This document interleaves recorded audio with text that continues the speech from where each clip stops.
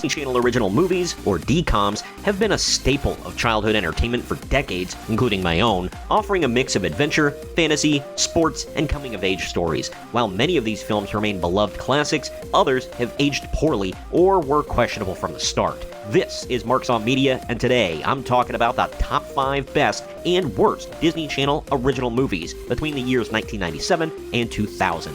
Now, let's get into it. Marks on Media. In this video, I'm going to be breaking down the top 5 best and top 5 worst DCOMs, along with some honorable mentions. And before we get into my actual top 5, let's hit those that didn't quite make the cut. Honorable mentions for the best. Number 1, Genius from 1999. It's a clever take on the classic double life trope, following a young prodigy who pretends to be an average kid. It was original for its time, and a unique take on the Prince and the Pauper sort of thing. Horse Sense, also from 1999. This was a touching tale of responsibility and personal growth, a very fish out of water sort of thing. The Lawrence brothers usually brought the goods through Disney in the 90s. The Other Me from 2000, another film starring a Lawrence brother. This fun, heartwarming story about a boy who accidentally clones himself was actually pretty entertaining. And Xenon, Girl of the 21st Century from 1999. This movie was a futuristic adventure full of charm and an unforgettable catchphrase, Zetus Lapidus. It was a pretty fun sci-fi film for kids. The sequels, not so much. Honorable mentions for the worst, Mom's Got a Date with a Vampire from 2000. The title of the movie pretty much says it all. This is a campy but forgettable supernatural comedy. While it's not the worst thing and has its moments, it's not something you should actively seek out. Alley Cat Strike from 2000. It's not often that I really like sports films, and this is no different, especially movies about bowling. It's a dull and slow-paced film about a sport that you can do with a beer in your hand. And Under Wraps from 1997. This was actually Disney's first ever DCOM, but it was a clunky and outdated mummy adventure. They remade it recently, but the original was so blah, I didn't even bother going back to watch the new one.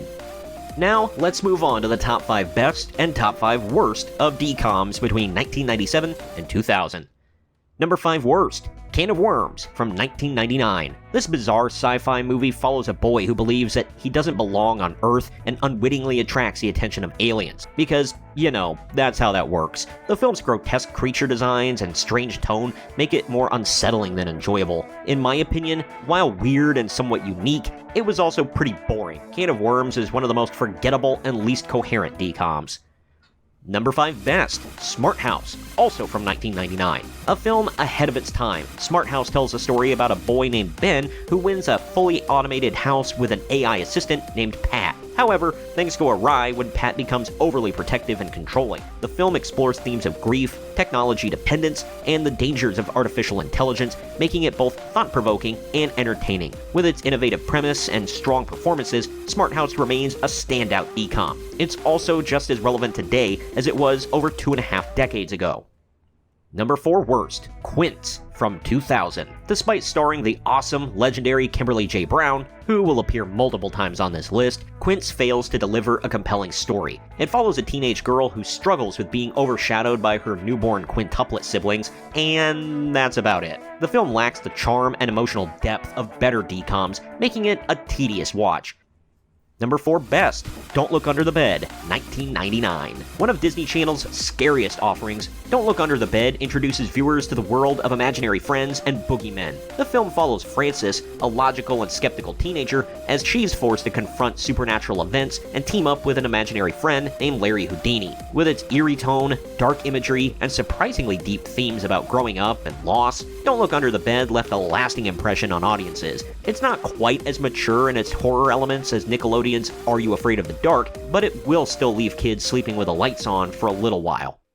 Number 3 worst, You Lucky Dog from 1998. This one does not boast that great of a story, but Disney sure loves their animal-based movies. This was one of the most absurd DCOMs ever made, in my opinion. You Lucky Dog stars Kirk Cameron as a dog psychic who inherits a fortune. Yeah, those words, in that order, were spoken. The premise is ridiculous, and the execution is even worse. The acting is over the top, the humor is forced, and the plot feels more suited for a Saturday morning cartoon rather than a feature film. This one is better left in the bin.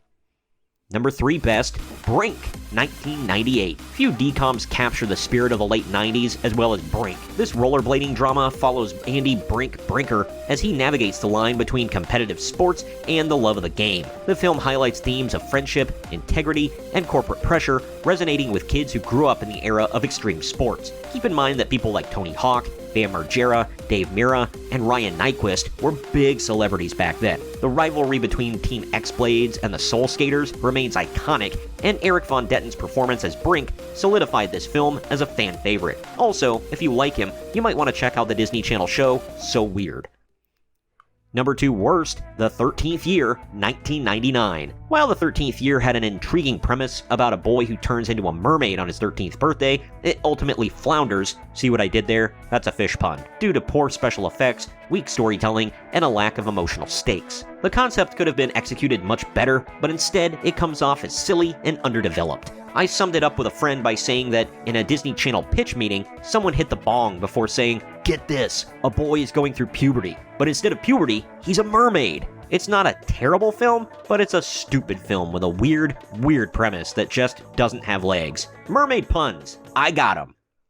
Number 2 best, Halloween Town from 1998. I told you we weren't done with Kimberly J. Brown. A Halloween classic, Halloween Town introduces audiences to Marnie Piper, a young girl who discovers she comes from a family of witches. The film's world building, creative character designs, and Debbie Reynolds' performance as Grandma Aggie make it one of the most memorable DCOMs. Its success led to multiple sequels, but the original remains the most beloved. In my opinion, the second film, Calabar's Revenge, is still pretty watchable. Halloween Town High was not good at all. And by Return to Halloween Town, Marnie is recast as Sarah Paxton. Yeah, it jumped the shark, but it doesn't sully the good name of the first film.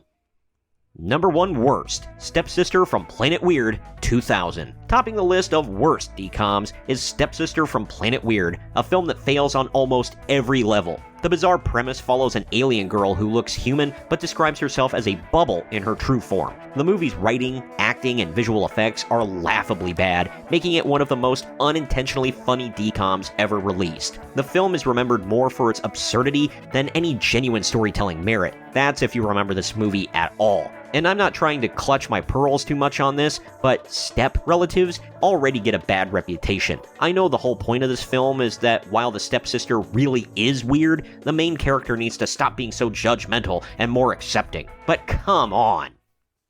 And the number 1 best, Johnny Tsunami, 1999. At the top of the list of the best is Johnny Tsunami, a film that perfectly blends adventure, culture clash, and sports drama. Plus, it's got a kickin' soundtrack. Johnny Kapahala, a Hawaiian surfer, struggles to adjust when his family moves to Vermont, where he must learn to navigate a new environment and a different kind of boarding, snowboarding. The film's themes of identity, adaptation, and perseverance make it an enduring classic, and Johnny's journey of self-discovery continues to resonate with audiences today. His best friend in his new town, played by the late great Lee Thompson-Young, is a great character that helps Johnny get into snowboarding. Also, I told you earlier that the 90s were the era of extreme sports, so, much like Brink, this one fit right in with the times.